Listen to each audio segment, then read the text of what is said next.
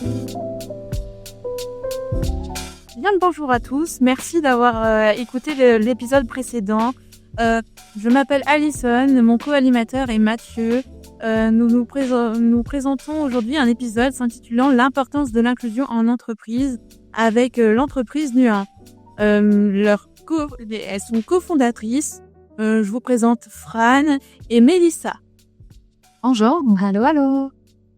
Est-ce que vous voulez qu'on se présente un peu plus en détail? Oui, s'il vous plaît. Génial, on va faire ça. Donc, ma voix ici, c'est Fran. Nous, c'est pas qu'on puisse distinguer nos deux voix. Je suis la cofondatrice de Nuance avec Mélissa. De mon côté, juste pour la petite histoire, j'arrive d'un bagage en psychoéducation, en santé mentale, en milieu communautaire et j'ai fait ma maîtrise en développement organisationnel où j'ai eu l'occasion de rédiger mon mémoire sur le sujet de l'inclusion des personnes neurodivergentes au travail et je continue mes recherches en ce sens depuis. Mais j'ai le bonheur de travailler avec Mélissa tous les jours de la vie. Sauf la fin de semaine. Sauf la fin de semaine, mais on se parle quand même que ça m'intéresse. Et pour ma part, Mélissa, pour qu'on reconnaisse ta voix également. Donc, je viens d'un background, j'ai fait mon bac en gestion des ressources humaines. J'ai travaillé longtemps en développement organisationnel, beaucoup en transformation organisationnelle, notamment tout ce qui était gestion du changement, stratégie pédagogique dans les grandes implantations. J'étais aussi responsable au niveau du développement organisationnel pour la firme où j'étais. Donc, il y avait beaucoup de ces meilleures pratiques-là qui souvent sont peut-être escamotées en entreprise. Puis en ayant moi-même par la suite mon diagnostic comme personne neurodivergente, puis en essayant de trouver de l'information, j'ai réalisé qu'il y avait beaucoup des meilleures pratiques en développement organisationnel qui me balisaient terrain pour réduire le plus possible les barrières puis les situations de handicap. Puis après ça, quand on parle de neuro-inclusion, il y en avait beaucoup qui venaient avec ces bonnes pratiques-là. Puis après ça, quand on met en place des mesures adaptatives plus individuelles, c'est beaucoup plus facile quand on a rendu le terrain plus accessible. Bref. Comment l'avez-vous rendu accessible? C'est comme Mélissa explique, c'est un mélange de mettre les bases en bonne pratique parce que des fois, quand ça va trop vite dans le milieu de travail, on crée des situations de handicap puis on crée des barrières sans s'en rendre compte, même si c'est pas notre intention. Donc, d'avoir des bonnes pratiques de recrutement, d'avoir des bonnes pratiques en termes de gestion, évaluation de la performance, ça va contribuer à l'accessibilité. Mais ta question, elle est vaste. Il y a plein de choses à dire autre que ça. Vous m'inspirez beaucoup. Merci, c'est vrai, vous avez inspiré beaucoup. On est content d'être là avec vous aujourd'hui. C'est vraiment de grandes gaietés de cœur qu'on a accepté l'invitation. Tu sais, Mathieu, je te suis depuis longtemps. Là, après ça, Alison est arrivée un peu plus tard là, dans mon... pas dans mon rétroviseur, dans mon radar. Puis je trouve ça le fun de vous voir aller. Je trouve que vous contribuez tellement positivement à l'écosystème de la neuroinclusion au Québec. Puis on a besoin de se rassembler comme on fait maintenant, puis avec plein d'autres acteurs là, sur le terrain. Fait que merci pour l'invitation. Puis on attend le petit test de son. Donc, je vais continuer la conversation. Je renchéris sur ce que Mélissa dit. Très honorée d'être avec vous, Mathilde. Parfait. C'est bon. C'est là, quand Ça fait pas mon tâche. oui, mais alors tu veux que Fran redise sa phrase, vu que tu as dit que ce sera coupé au montage? Oui, tu peux redire ta phrase. Je renchéris sur le point de Mélissa. Je suis aussi très honorée d'être au podcast, invitée par vous deux, Mathieu et Alison. C'est vraiment, vraiment un plaisir. Merci de nous aider. Merci beaucoup, Fran. On est honorés de votre présence. Merci d'être venu à Sherbrooke pour ce faire. Au passage, je me posais la question, par votre parcours, pourquoi l'inclusion est-elle devenue une priorité pour Nuance, en fait? C'est une bonne question. Je dirais que c'était la prémisse de Nuance, en fait.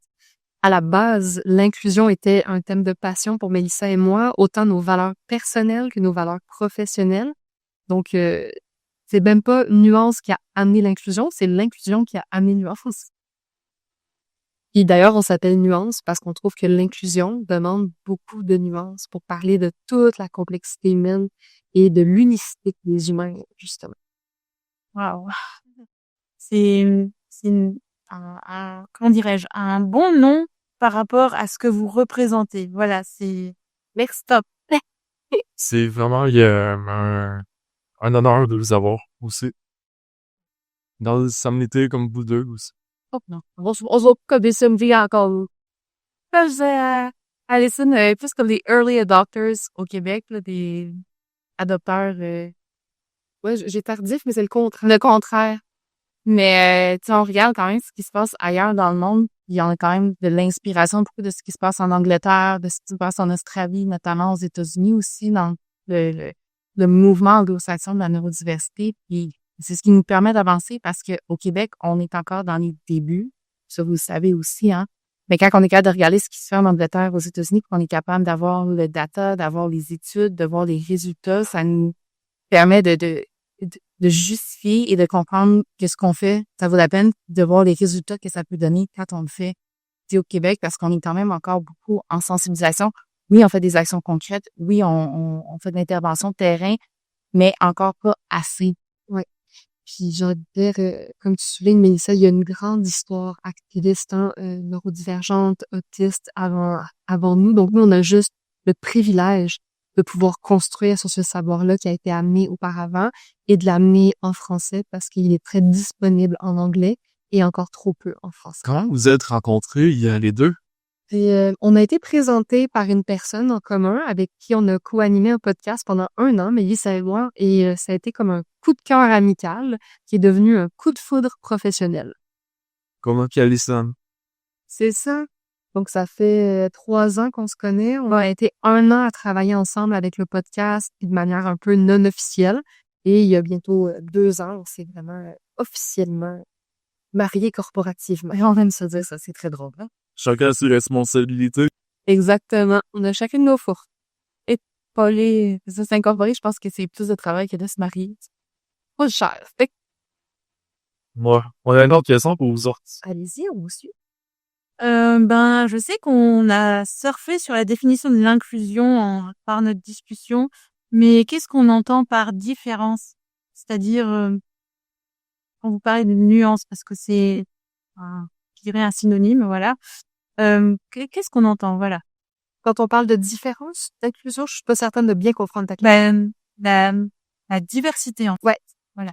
OK, donc, si on vient de définir la diversité en regard à l'inclusion, nous, on aime bien nommer que la diversité, ben, c'est un fait. Il y a de la diversité, il y a de la diversité d'humains, il y a des profils variés différents.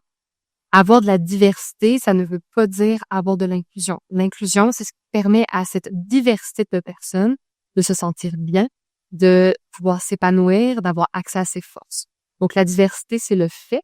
Là où l'inclusion va être les actions, les choix, les intentions qu'on va poser pour permettre à la diversité de s'épanouir. Est-ce que ça fait du sens avec votre vision? Ça fait plus que du sens. J'aurais pas pensé ça de même. OK. C'était très mêlé. et tu sais, je rajouterais à ça aussi dans le sens où souvent la diversité dans le discours est perçue comme étant l'autre, alors que la diversité, c'est tout le monde en fait partie. Non, c'est ça, c'est comme ce n'est pas l'autre, puis comme cette diversité-là, elle est teintée de toutes sortes de marqueurs identitaires, de vécus, d'expériences, mais ça fait que chaque personne, elle est différente comme tout le monde, ce qui est la beauté de la chose, puis on a beaucoup plus de choses qui devraient nous rassembler que de choses qui devraient nous diviser, rendu là également. Donc, de le voir comme la diversité, c'est nous, c'est tout le monde. Puis quand on parle de neurodiversité, mais c'est ça aussi, la neurodiversité, c'est tout le monde. À l'intérieur de cette neurodiversité-là, on va avoir des profils neurominoritaires, des profils neurodivergents, qui ont des besoins différents dans cette société qui est très normée sur des normes plus neurotypiques. Mais quand on a cette discussion-là, tout le monde ensemble, puis qu'on peut arriver à avoir la diversité comme étant un fait, c'est ça qu'on peut commencer à parler d'inclusion. Puis avoir quelque chose de tangible aussi. Oui, exact.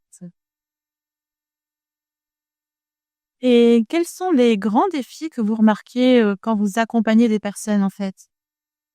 Ben, on l'a un petit peu classé tout à l'heure, il y a encore beaucoup de sensibilisation à faire. Donc, le grand défi aujourd'hui, c'est de faire connaître, puis je sais que vous vivez la même chose, hein, pour faire connaître les réalités neurodivergentes, faire connaître les mots, les stéréotypes auxquels on fait face, les croyances qu'il faut déconstruire. Je suis certaine que vous en avez en tête aussi. Donc ça, c'est un des grands défis. Après, je dirais que d'un point de vue organisationnel, donc dans les milieux de travail, ça va vite. Tout le monde est débordé. Donc ça aussi, c'est un grand défi parce que avoir des conversations sur la neurodiversité et la neuroinclusion, ben, ça demande on ralentit un instant, on réfléchit et on va peut-être réviser certaines choses qu'on fait. Donc ça, je pense qu'il y a 2 défis que je vois. Oui. Puis combiné avec ces enjeux de capacitisme-là, donc tous les préjugés puis les barrières pour les personnes avec des situations de handicap, Donc, quand on parle de situation de handicap invisible, ben là, c'est difficile parce qu'on doit sensibiliser à ce que les gens comprennent que c'est pas parce que je ne le vois pas que ce n'est pas légitime, puis c'est pas parce que je le vois pas que c'est moins grave que si c'est quelque chose que je voyais, par exemple. Puis ça, c'est quelque chose de très difficile à déconstruire. Puis même dans ces discussions-là qu'on a, tu sais, dans un système très normé comme celui qu'on a, où est-ce que le capacitisme est très présent de façon, pas de façon méchante ou de façon à vraiment vouloir faire du mal, mais juste de façon très insidieuse. Euh, tu sais, de revenir à se dire que mon fil d'idée est parti pendant que je le disais, mais c'est pas grave, là, on a de la neuroinclusion là, en live. Mais oui, c'est ça. Donc, ce capacitisme-là qui peut aussi être internalisé par les personnes. Tu sais, c'est pas parce qu'une personne, elle est neurodivergente ou neuroatypique, peu importe comment elle souhaite s'identifier, qu'elle est neuroinclusive par défaut non plus. Parce qu'on peut avoir ces discours-là très durs envers nous-mêmes, intériorisés aussi. Fait que de déconstruire ça dans la tête des personnes qui seraient considérées neurotypiques sur le regard qu'elles ont sur une personne neurodivergente, mais aussi le regard qu'une personne neurodivergente a sur elle-même. Ça fait partie de ce qu'on doit travailler, puis qui est pas toujours facile, tu sais, d'exprimer que des mesures adaptatives, souvent très simples, fassent une si grande différence. On dirait que des fois, dans la tête des gens, il y a une corrélation de « Ah, c'était simple, donc c'était un petit besoin ». Mais c'est pas équivalent nécessairement non plus. Tant mieux, si c'est simple. Ben, tant mieux, genre. J'ai une question pour vous deux. C'est quoi les plus gros accommodements que vous avez fait? Plus gros accompagnement. De plus gros accommodements. Accompagnement, pardon, j'avais Moi? compris le terme. Accommodement. Le plus gros défi d'un plus gros accommodement. Euh, c'est une bonne question. En fait, tu sais, quand on parle des bonnes pratiques, c'est là que ça survient parce que si on arrive et qu'on fait une évaluation, par exemple, une personne qui vit avec des difficultés, puis là, l'employeur dit, bon, mais j'aimerais ça savoir quoi mettre en place comme mesure adaptative. Et là, on regarde 360 autour de la personne. Qu'est-ce qui se passe? Qu'est-ce qui fait qu'elle vit autant de difficultés dans son milieu de travail? Si on se rend compte que c'est parce que les modes de communication ne sont pas clairs, qu'il n'y a rien de documenté, que tout est sur des non-dits t'es supposé comprendre qu'il fallait que tu le fasses comme ça parce que je te l'ai dit à un moment donné comme ça. Tu sais, quand il n'y a aucune structure de documenter, puis de clarifier, de définir, c'est un travail qui, quand même, se fait pas en claquant des doigts. Mais c'est pas une mesure adaptative. C'est des bonnes pratiques, des bonnes règles à la base. Puis une fois ces accommodements-là réalisés, mais mis en place, est-ce que ça dérange justement les collègues de travail? Ben, je te dirais que c'est pas tant que ça dérange. En fait, c'est que, comme elle se nomme des fois, c'est l'ampleur de la tâche quand elle n'est pas déjà documentée. Les gens ont peur. Ça crée un ouf, c'est beaucoup à faire. Mais en tant que tel, une fois que c'est fait, tout le monde gagne parce que les processus sont plus clairs, parce que l'information est plus facilement disponible, parce qu'on a pris le temps de bien ficeler les choses avant d'avancer. Donc, ça, il y a personne qui est contre ces mesures-là, mais je pense que des fois, ça semble gros à mettre en place. C'est ça. Ça reste quelque chose qu'il faut prendre en charge de façon agile, puis de dire, bon, ben, dans le temps, comment qu'on met en place des mécanismes qui nous permettent de le prendre au fur et à mesure et de commencer à faire ce travail-là. Mais encore là, c'est ça, c'est pas des mesures adaptatives, c'est juste que l'environnement en tant que tel, quand on n'a pas ces bonnes pratiques-là, ces structures-là très claires, très explicites, on crée des situations de handicap. Donc, la situation de handicap, quand on revient au modèle social du handicap, c'est l'environnement qui les génère. C'est pas inhérent à la personne nécessairement. Aïssa, tu sembles avoir une pièce. Oui, j'avais envie d'ajouter que c'est pas parce qu'on a un accommodement que la continuité par la suite se fait automatiquement, parce que la sensibilisation, c'est pendant, pair et post aussi, tout le temps. Voilà. Puis ça prend une nouvelle personne dans l'équipe pour qu'on doive recommencer des fois de la sensibilisation parce que cette personne-là, elle arrive pas avec le même degré de connaissance que l'équipe en place. Donc c'est très dynamique, tu as complètement raison. Au final, tout le monde en sort gagnant. Ben oui. C'est ce qui est nécessaire à une personne neurodivergente ou à une personne en situation de handicap peut être très bénéfique pour plein d'autres personnes autour, en bout de ligne. Oui. C'est nous, on donne souvent l'exemple, il y a plusieurs profils neurodivergents qui ont des enjeux de mémoire de travail. Donc, tu sais, manipuler l'information en simultané que tu fais une tâche.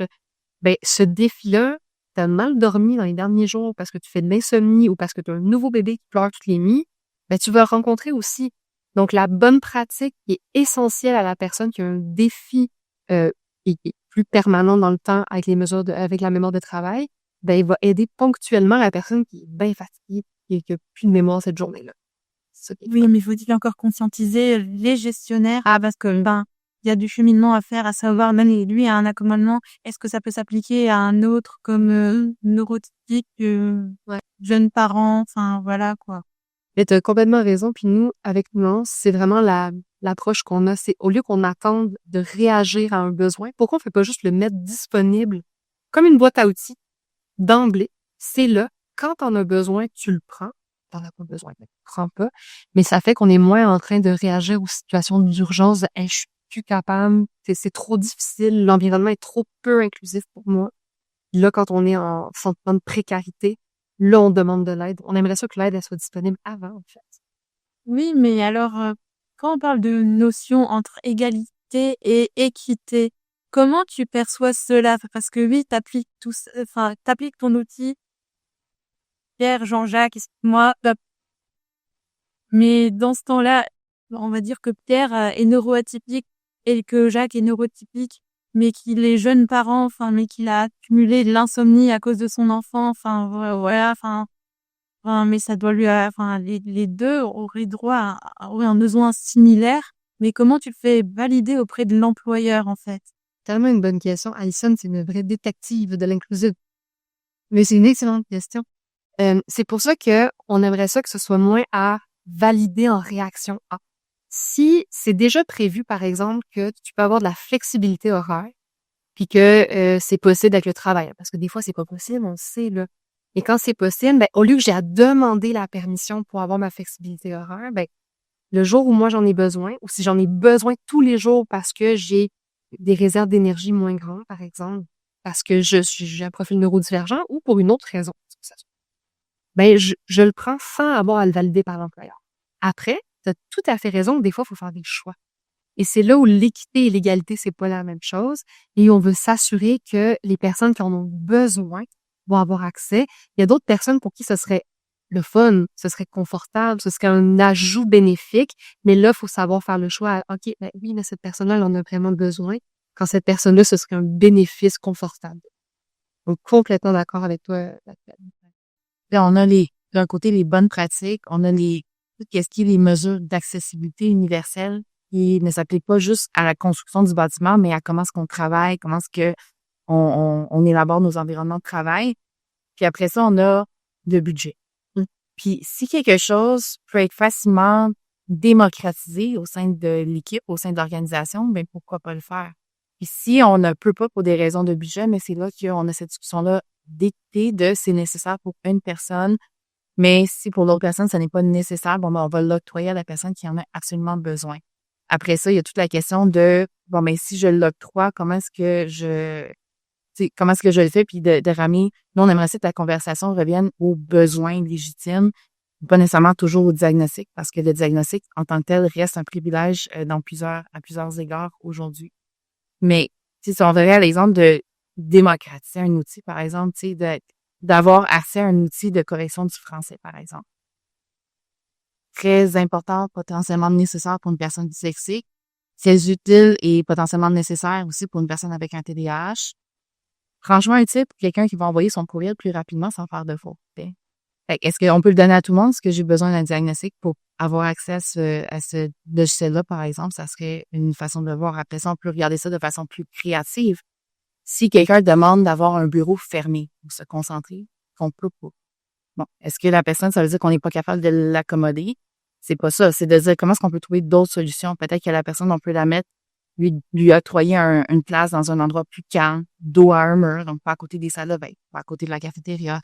Est-ce que si on a un espace ouvert, tu sais quoi, on peut réfléchir à avoir des environnements avec des zones.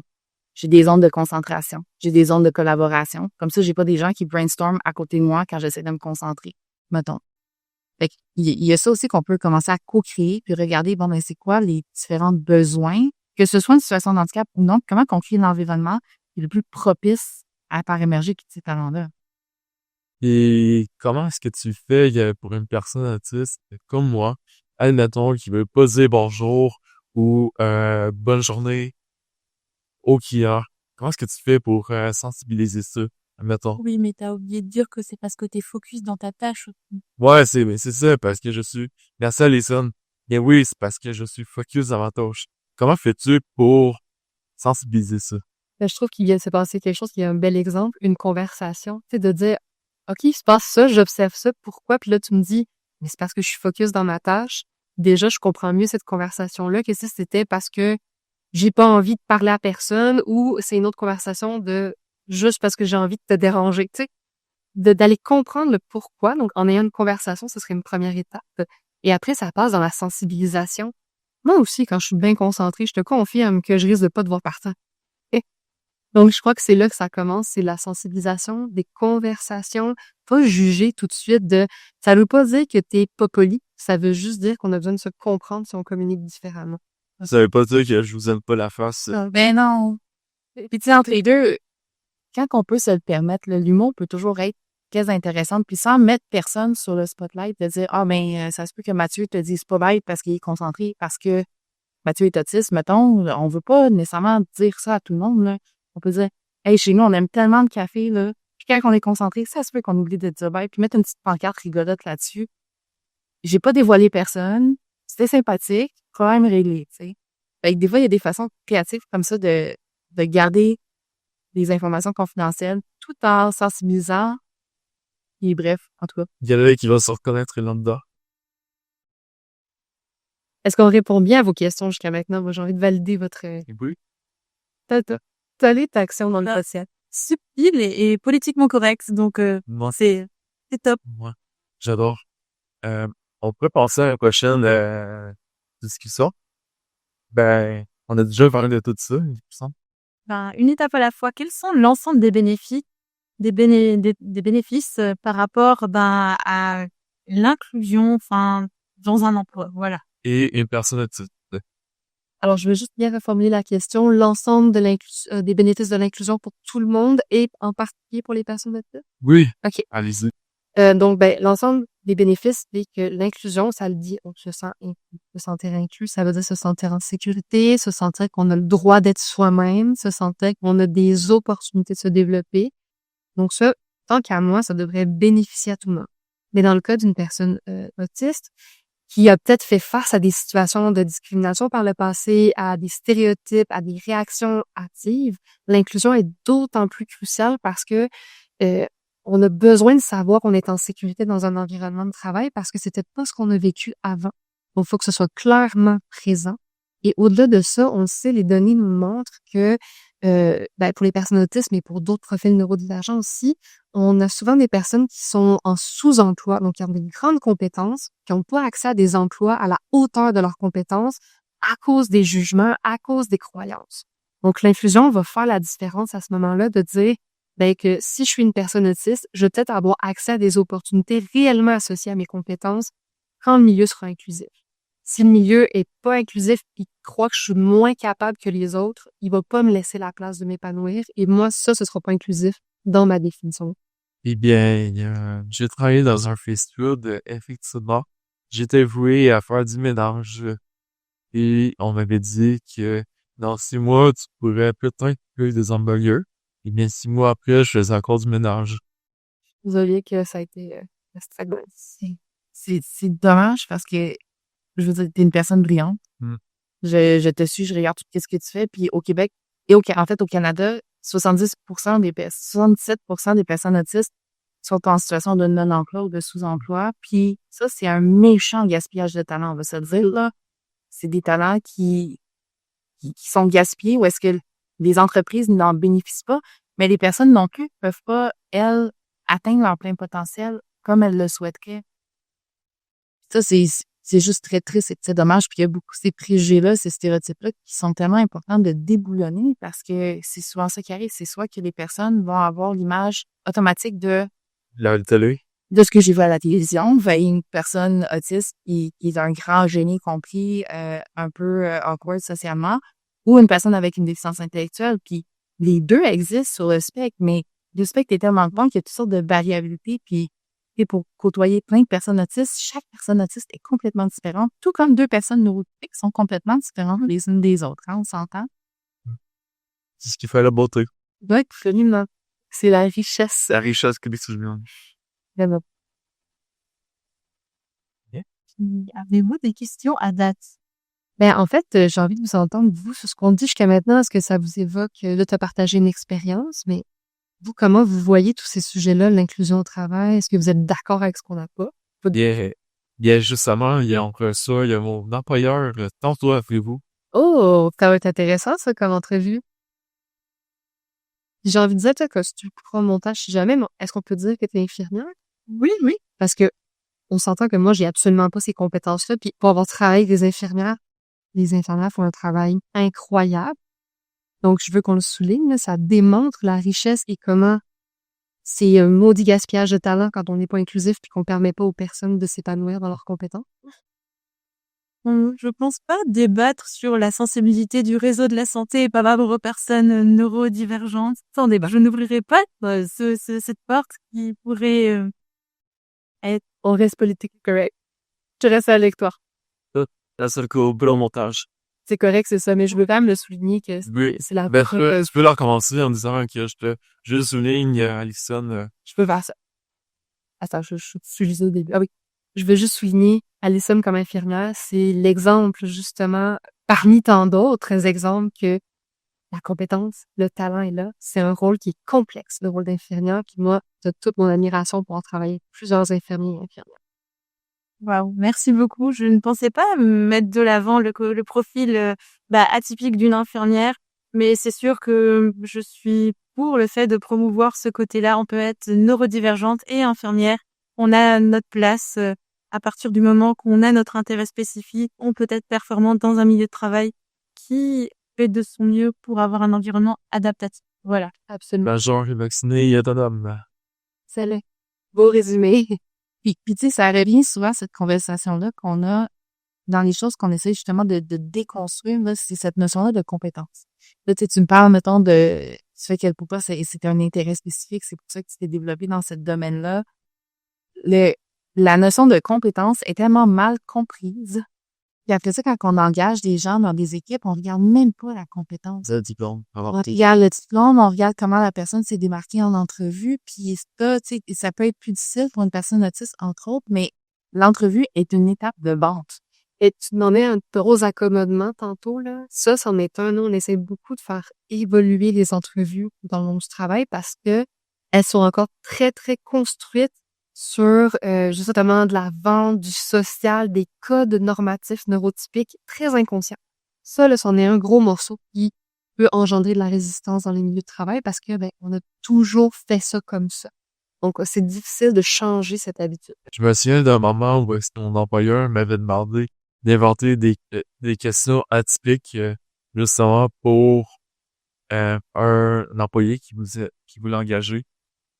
OK, donc de participer au processus de recrutement avec tes clients atypiques. À quelque sorte. J'adore ça. Après ça, vous regardez comment la personne elle se sent puis qu'est-ce qu'on essaie de mesurer avec la question atypique aussi. Je vais conclure. Je suis quand même curieuse de voir comment tout ça se manifeste parce que justement, quand on revient à cette notion-là de compétences puis les structures d'entrevue traditionnelles comme on connaît, parce que tu arrives, là, on met pas toi, tu es la meilleure personne pour cet emploi-là, puis là, faut vendre. Mais si c'est un emploi où il n'y a pas de vente, puis où il n'y a pas nécessairement ces besoins-là, puis c'est un emploi, par exemple, derrière un ordinateur à faire de la saisie de données, mais je suis pas en train d'évaluer la bonne chose. Puis on revient toujours à la notion de si j'engage, par exemple, un pâtissier, je veux-tu engager celui qui me fait miroiter la plus belle pâtisserie qu'il a jamais faite de sa vie puis qui me la vend, ou celui qui m'en fait une, j'y goûte, puis tu sais quoi, ça explose mes papilles.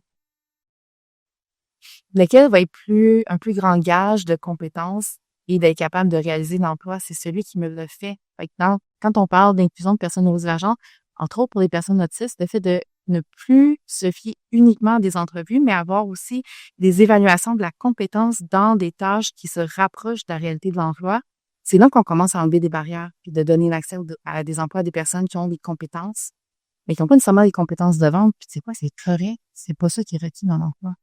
Moi, je peux te faire croire que je fais un très bon gâteau, même si c'est pas vrai. Je suis très bonne pour me vendre, je suis pas très bonne matière. Non, ça, les bons d'appui, c'est faux. Menteuse.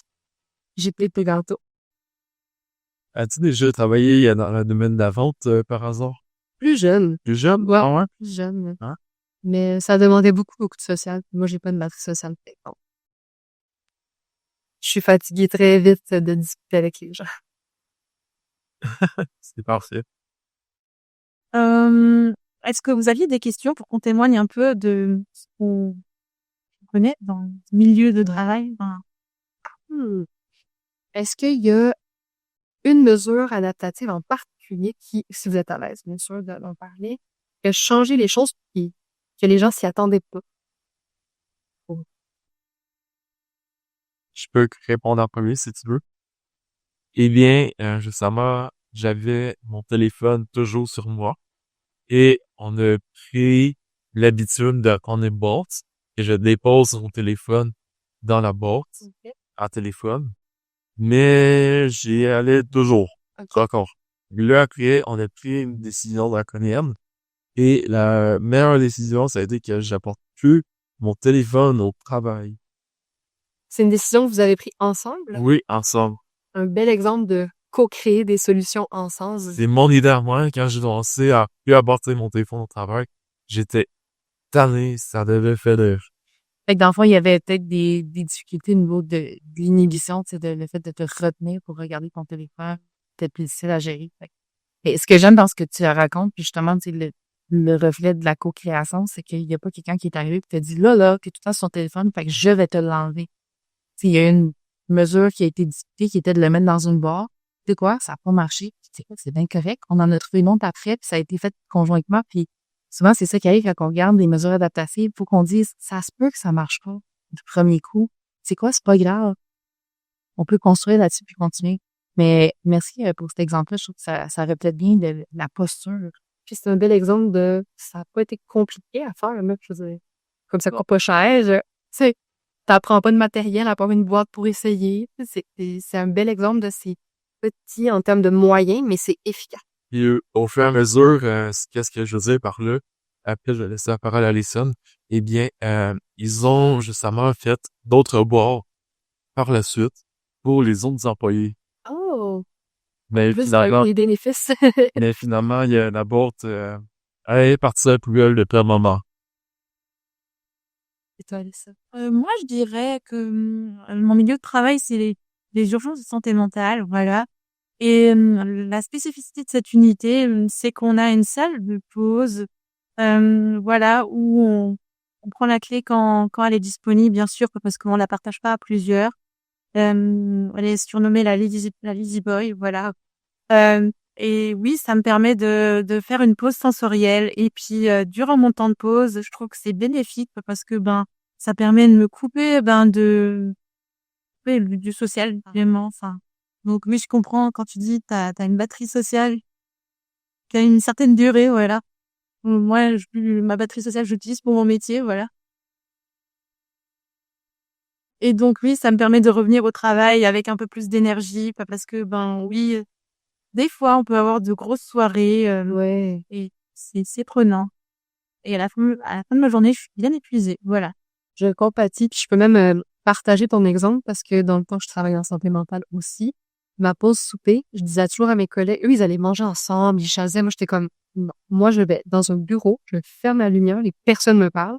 Je leur disais, c'est mon heure asociale pour rester sociable avec vous après parce que sinon, je suis trop fatiguée puis j'y peux pas. Donc, tout comme toi, j'avais besoin de couper puis pour moi, c'était essentiel. Ah, je venais mon corps de travail de 8 heures. Sinon, comment est-ce que vous faites pour énoncer vos besoins? Je trouve que des fois, c'est quelque chose qui peut être très malaisant ou difficile. Puis, tu sais, même moi, quand ça vient le temps de mettre mes propres limites ou d'énoncer mes besoins, j'ai toujours ce malaise-là que j'ai besoin de déconstruire moi-même. Pas Fran. On s'est fait beaucoup, non. Ben, on a travaillé fort là. Oh, Mélissa, je te connais. T'es comme frère? On a le travaillé fort là-dessus, mais c'est ça, tu sais, dans ces événements-là ou au travail, comment est-ce que vous énoncez vos besoins puis comment ça se passe? Cette année, j'ai appris à dire non. Mathieu peut en témoigner. Wow! Mais bravo, parce que beaucoup de gens ont de la misère avec ça. Mais je t'écoute. Raconte-nous. Oui, cet été, j'étais toujours partante pour avancer notre projet d'autisme en mouvement. Donc oui, en plus de travailler à temps plein, à tirer du jus. Et oui, ça m'a menée à devoir me reposer. Voilà, je vais le nommer. Et donc, oui, j'ai été accompagnée, merci à ma neuropsychologue, bien entendu, et à l'ergothérapeute que j'ai, bien entendu. Parce que oui, d'être accompagnée, ça permet de mieux reconnaître ses limites, d'avoir une personne neutre qui puisse, avoir un avis différent du tien et une autre perception. Enfin, c'est ce qui permet, de se remettre en question, bien entendu, par rapport à l'investissement qu'on peut avoir dans tel et tel projet. Et oui, ça m'a aidé à mieux me prioriser, voilà. Bravo. Franchement, c'est un bel apprentissage de vie, je trouve. Puis quand tu choisis de dire non, c'est quoi tes critères? Ah, aider les autres, oui, mais avant soi-même, non. Ah, belle personne. C'est un peu comme dans la vie, en cas de masque à oxygène tombe, ils te disent, faut que tu mettes le tien avant de mettre celui des autres. Parce que tu pourras plus aider personne si toi t'es épuisé. D'où vient le dicton que Maxime, tu veux n'inverse pas déjà dit? Prends soin de toi avant de prendre soin des autres. Exact. Exact. Puis toi, Mathieu, ton expérience avec nommer tes besoins, mettre tes limites? Avec Alison, je me donne un exemple.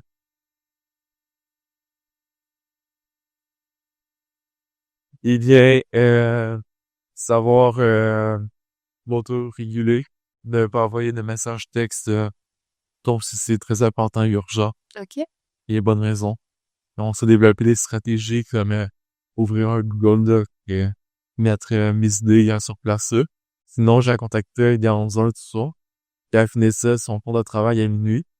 Puis j'avais des idées à dormir, puis j'ai écrit OK. tous les jours, pratiquement. Moi, je pense qu'on peut beaucoup apprendre de Mathieu puis Alice. Non, on s'autorégule pas très bien. S'écrit, mais on s'autorégule pour dire « je vais répondre demain ». On travaille pas nécessairement sur les mêmes heures, mais des fois, je parle tard, puis mettons, Fran, elle ferme ses notifications. Fait que je sais que je peux domper des affaires qu'elle va lire quand elle va arriver le lendemain matin, puis c'est vraiment correct. Parce que moi, je vais lire très tôt puis je travaille très tôt. Des mines drôles sur le travail. Oui. Mais ça, c'est une belle technique, l'autorégulation que tu parles. J'ai le taux de raison aussi. Ben oui, mais bon, moi, j'aime beaucoup. J'allais dire, moi, j'ai découvert la fonction, tu sais, qui est courriel envoyé plus tard. Oui. Moi, j'aime beaucoup. Tu sais, tu peux programmer ton courriel. Fait que moi, comme ça, quand j'écris des courriels à 5 heures du matin, ben, les gens, ils le reçoivent pas avec marqué 5 heures du matin, ils le reçoivent à 8 heures parce que j'ai programmé l'envoi. Moi, ça m'a sauvé le côté, Moi, j'oublie. Fait que quand elle parle qu'on dit le moment le soir. Mais bon. c'est collé. Juste une portion que moi, j'aime bien. Puis j'ai toujours des scènes beaucoup trop riches. J'aurais pu programmer. Mais bon. Et sinon, est-ce que vous avez une expérience d'inclusion qui vous a marqué? Tu sais, à un moment où vous vous êtes senti vraiment bien au travail, qu'est-ce que fait que vous vous êtes senti aussi inclus?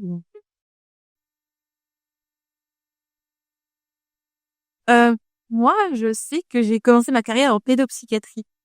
C'est là qu'une psychologue m'a nommée, j'avais des traits autistiques. Sauf que, j'avais pas constaté que, il y avait une différence entre la pédopsychiatrie et les autres unités. Surtout quand j'ai eu, mes questionnements, le questionnaire de la clinique, autisme Asperger de Montréal qui me disait: «Est-ce que t'es sensible à la luminosité?» Je disais: «Non, pas forcément», parce que, en pédopsychiatrie, les lumières sont tamisées. Voilà, c'est pas le Ah, le néon d'hôpital. Donc oui, j'ai vraiment apprécié ce milieu, pas parce que oui, il y a un cadre déjà avec des adolescents, pas parce que tu leur fais un horaire pour puissent se réguler au niveau de la journée, c'est-à-dire manger à une heure fixe, avoir des devoirs, avoir de la lecture thérapeutique. Enfin, c'est un cadre vraiment formidable pour une personne autiste. J'ai envie de te dire, si t'as envie, un peu la place, malheureusement, tu le vois. Mais oui, je me suis sentie vraiment à ma place en fait.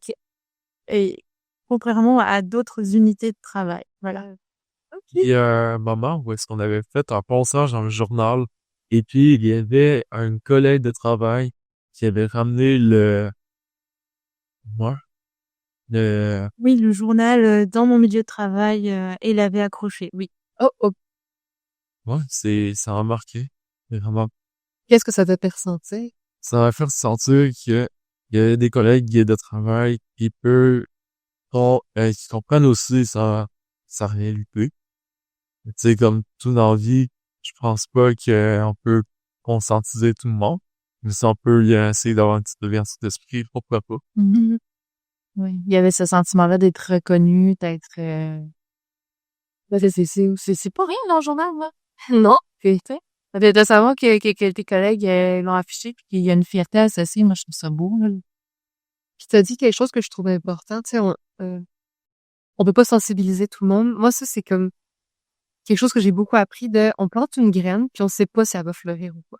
Puis c'est correct. Puis des fois, on la plante, elle fleurit pas là, mais elle va fleurir dans 3 ans. Fait que c'est correct. Moi, je dis, faut qu'on se sensibilise encore et encore, puis quand la personne sera prête, ben, elle fera son chemin. Puis peut-être qu'elle sera jamais prête, mais c'est correct. Faut rien y faire. Oui, mais tu sais, il y a toujours du travail de sensibilisation à faire. Absolument. Un autre logo. Oui, et puis, tu sais, c'est mon mouvement, même votre nom, là, ça parle de dynamique et de bouger.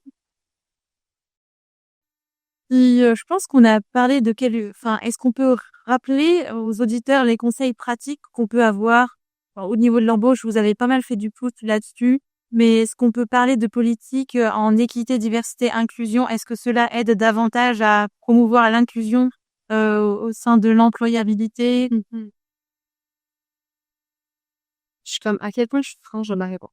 Je vais être très franche, oui, ça aide à condition que les gens l'appliquent.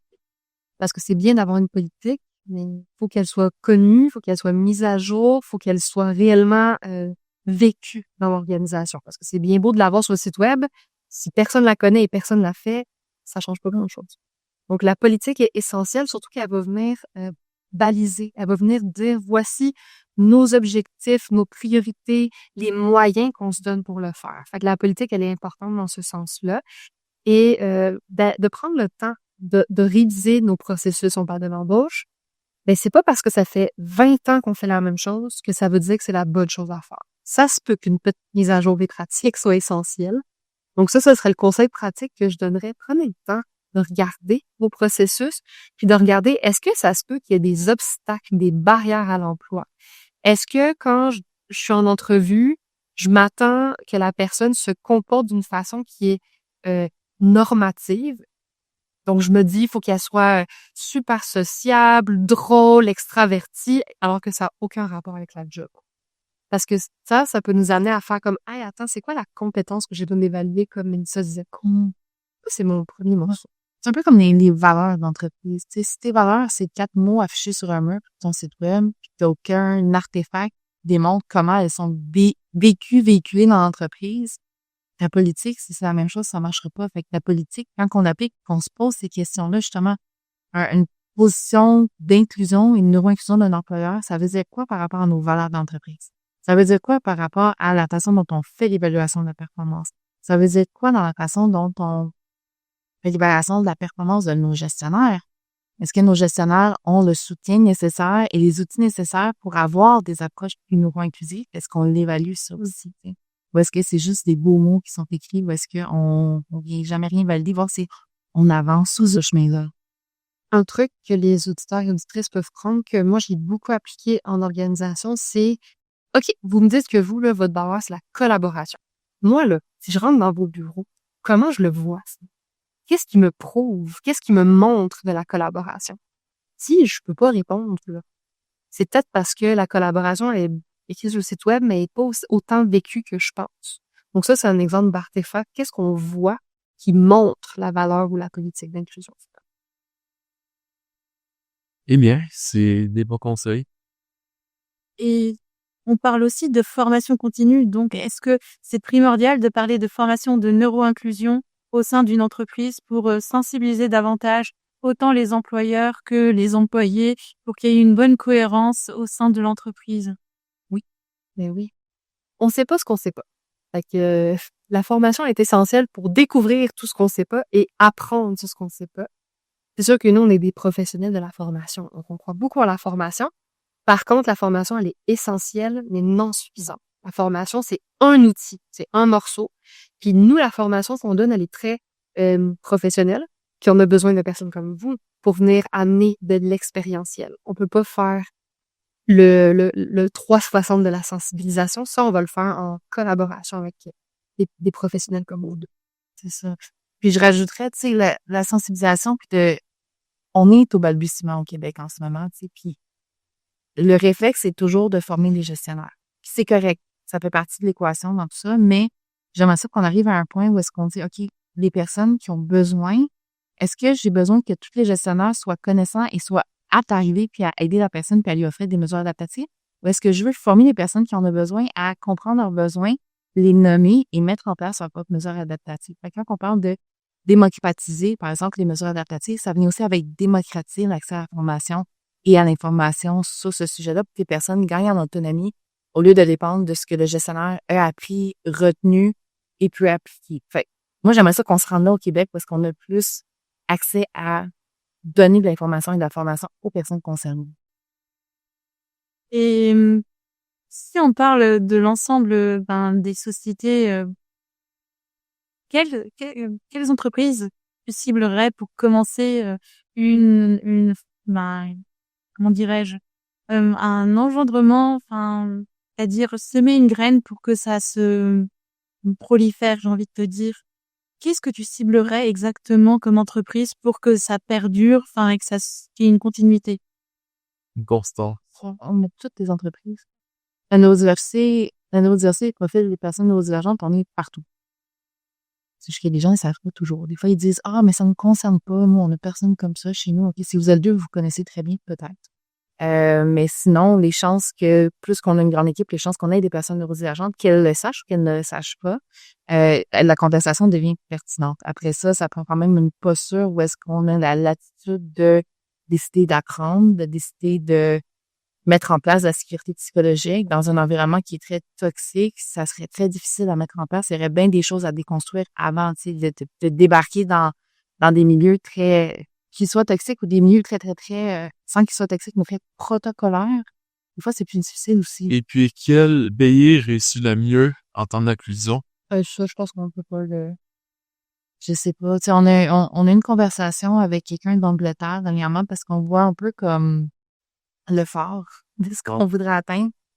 Puis en parlant, tu sais, c'est ça, ce qu'on voit dans les médias, ce qu'on voit en suivant les différentes personnes activistes, tout ça, ne reflète pas nécessairement l'avancée sur le terrain. Fait que de ce que j'en comprenais, Même s'il y a des avancées législatives, par exemple, dans le quotidien des personnes, c'était pas encore là. Donc, c'est ça, c'était là sur papier, en théorie, mais pas dans la pratique. Parfaitement. Fait que je pense pas qu'on peut répondre à ta question. Je crois que c'est très variable, en fait. Ça varie des endroits à un autre. Oui, d'une entreprise à l'autre, selon la culture, le climat. C'est parfait. Si on devait faire le lien entre inclusion et performance collective,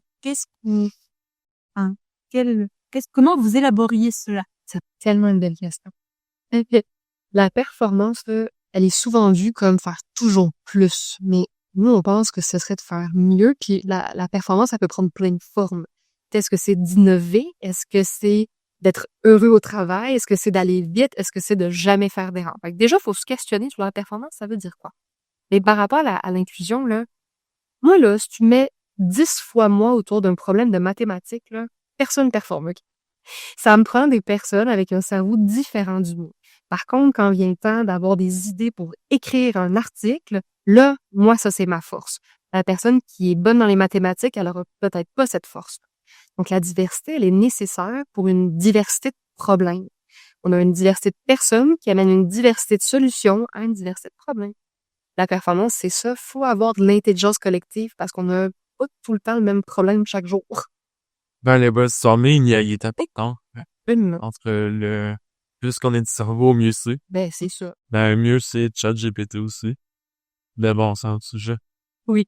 Encore notre. J'ai mes petites aventures. L'autre jour, j'étais fâchée. ChatGPT, ouais. J'ai demandé l'information inadvertie. Ah, ben là. Est-ce que ça répond à ta question? Oui, donc je pense que l'inclusion peut contribuer justement à une performance collective. Peu importe la sphère qu'on vise, que ce soit la satisfaction et même la performance au sein d'une tâche. Voilà quoi. Tu amènes une nuance super importante, je te remercie. La diversité, c'est elle est autour de la table, mais qu'il n'y a pas d'inclusion, on n'aura peut-être pas accès à la belle intelligence collective et à la performance. faut si je suis une personne, de toute façon, on a des personnes diversifiées, il faut que chaque personne se sente en sécurité de parler. Si moi, j'ai des idées, mais que je me sens que je peux pas parler parce que tout le monde va me dire qu'ils s'en foutent, ben, je vais pas contribuer parce que je me sens pas bien. Ou parce qu'il y a le monde va savoir que t'es une personne autiste ou t'as une déficience avec une genre de déficience intellectuelle, bien, ça veut dire que ton opinion peut pas compter. Les pistes, là, quand on voit ça, Normal. Ou les différentes façons de communiquer, tu sais, quand on vient à l'autisme, les personnes qui communiquent pas de façon verbale, Ouais. ce qu'elles ont à dire, même si elles l'écrivent, tout autant de valeur aussi. Fait que presque qu'on hiérarchise les types de communication. Quand on va avoir un brainstorm puis qu'on va avoir des réunions efficaces, par exemple, faut donner l'accès à différents modes de communication. C'est pas parce que quelqu'un a besoin de prendre l'information, de la cogiter, de la remettre par écrit ensuite qu'elle manque de leadership. Le leadership n'est pas équivalent au sens de la répartie et à la vitesse de réponse, tu sais. Même ceux qui manquent, même les personnes autistes, ils disent pas nécessairement salut, bonjour. Mm-hmm. Ça veut pas dire qu'ils sont pas intelligents. Ben non. Non. Vraiment pas. Non. Puis quand on parle de leadership, tu sais, avec tout qu'est-ce que vous faites, avec toutes tes initiatives aussi, je veux dire, de rencontrer des gens que la moyenne des ours ne rencontreront pas avec des entrevues affectées. Tu es une personne qui fait preuve d'extrêmement beaucoup de leadership. Fait que le leadership prend toutes sortes de formes. Le leadership, c'est ce qu'on fait pour faire avancer Les choses. les choses, les gens autour de nous. La santé mentale aussi. Oui. Oui. Fait, c'est bon, il y a... Ouais. Est-ce que vous voulez le mot de la fin? J'ai aucune idée, on est où dans votre temps d'épisode, donc je vous laisse nous dire, est-ce qu'on est au mot de la fin? Joli. Parce qu'on n'a pas de repère de temps. On se dit, donc, Est-ce qu'on souhaite bonne continuité en nuance? ben, j'espère. Je le souhaite aussi. On souhaite une très belle continuité à Autisme en mouvement. D'ailleurs, on invite les gens à venir lire votre article sur notre blog. Je vous confirme, continue d'avoir de la visibilité. Les gens vous lisent beaucoup. Votre article aussi, il est très complet. Il vous présente très bien. Donc, venez lire ça là, sur nuance.com. Là, on a un bel article au sujet d'Autisme en mouvement écrit par Mathieu Yalis. Combien de vues? Par cœur, je le sais pas. Carré podcast avec Non. Pond. On remercie les auditeurs d'avoir écouté cet épisode. Au plaisir de collaborer encore avec Nuance et de vous lire, bien entendu, au niveau des commentaires. Et au prochain épisode, j'ai envie de vous dire, avec impatience. Voilà. Bye. Bye. Bonne journée.